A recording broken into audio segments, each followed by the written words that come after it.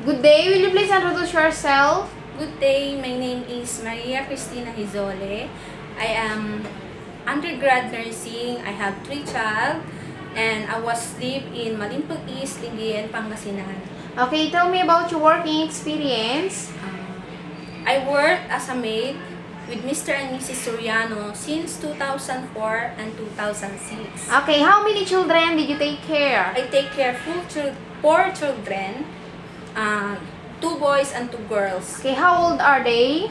The eldest is 18 years old, the second is 16 years old, the third is 10 years old, and the eldest is 6 years old.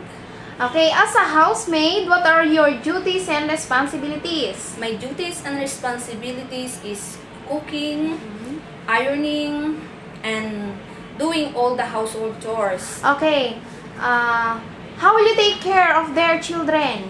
I will take care of their children by giving them toys, preparing their foods, and teaching them the good manners and right conduct. Okay, can you sing a simple children's song?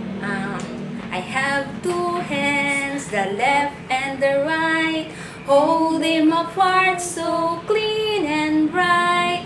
Clap them softly, 1, 2, 3.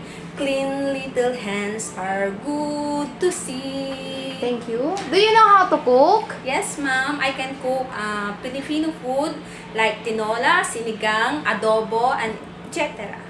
Okay, what about simple Chinese food? I can cook noodles. What else? Grilled fish, steamed fish, and fried rice. Okay, in case you found something like money inside the pocket while washing your employer's clothes, or you found jewelry while cleaning the house, what will you do?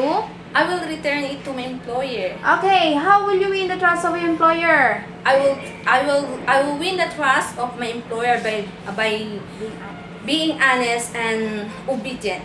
Okay, why do you want to work in Hong Kong? I want to work in Hong Kong because they give high salary and I want to help my parents and families.